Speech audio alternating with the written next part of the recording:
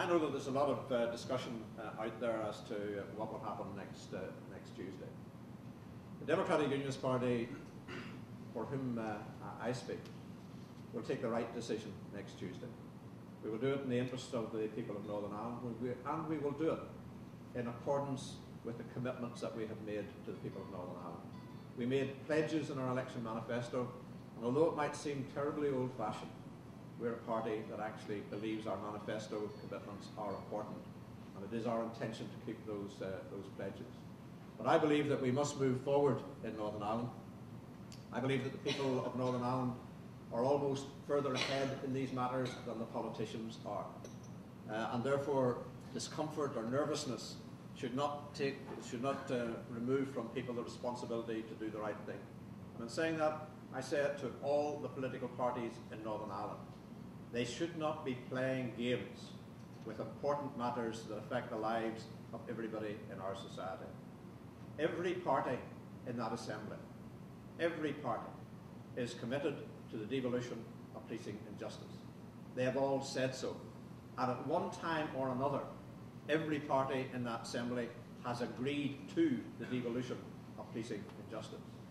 And it would ill serve the people of Northern Ireland if anyone was to hold back next Tuesday in terms of making those vital decisions, which will help to allow Northern Ireland to move forward, maintain the stability that we have in our province, and have massive implications in terms of budgetary matters. There is £800 million sitting there. I can remember when I started those negotiations, they set up an Assembly and Executive Review Committee, and some kind soul in it decided to leak out to the press the amount of money that would be required to deal with the pressures that would exist if policing and justice powers were devolved to Northern Ireland. They had an economist who asked all of the various agencies within policing and justice how much money was needed. Now, I'll tell you as a former finance minister, if you give that invitation to any element of government, you will get plenty of bids coming in. As finance minister, when I asked for bids for the budget, we could usually guarantee that the bids would be about 3 times the size of the pot that we had to distribute. So there were plenty of bids came in, and the committee came up with a figure which was leaked out to the press that they needed an additional £600 million. Now, the reason for the leaking was clearly to embarrass Martin McGuinness and myself, who they believed would have to come back with less than that. We came back with a deal worth £800 million. It is a good deal for Northern Ireland. And not only did we come back with a deal for £800 million additional, and this is for a budget which at the present time sits at £1.2 billion, £1.2 billion, an additional £800 million. So that's the size of increase that we're talking about. That's why the Chief Constable was speaking yesterday about the imperative of getting this additional resource.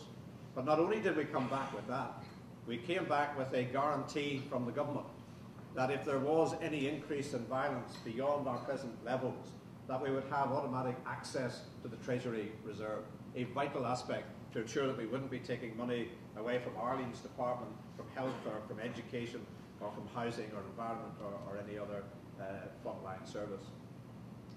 But it wasn't good enough for us simply to have that guarantee.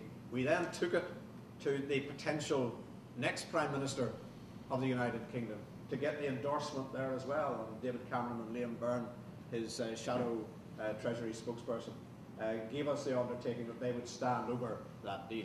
So you have in place excuse me, an arrangement that ensures that we have the necessary finances, no matter who the government of the United Kingdom is, and a significant increase in the finances available. And those finances flow through to the whole of our community and economy in Northern Ireland. So it is a good deal. I have no embarrassment in asking people to support it. I have been delighted at some of the opinion polling that has been done. Opinion polling that is showing sky-high figures in support of the devolution of policing and justice.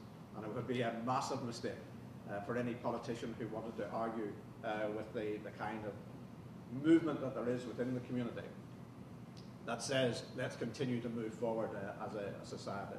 So it is against that backcloth that I believe that there is a significant prospect for business in Northern Ireland. You said there that it would be a massive mistake for any politician not to back the deal next Tuesday. That's going further than you have gone heretofore. But I think that the people of Northern Ireland are very clear that they want to move forward, they want to make progress, they want their politicians to get down to the business of dealing with the economy, dealing with education and health. Those are the matters that are important to them. So let's finish this jigsaw, let's ensure that we have devolution through, let's move forward. That's the way that I want to go, that's the arrangements that we agreed at Hillsborough. Now it's up to the politicians. The politicians are going to have to go through the lobbies and give it support. And I want to see all the parties doing that. Would it be a massive mistake if the thing falls next Tuesday?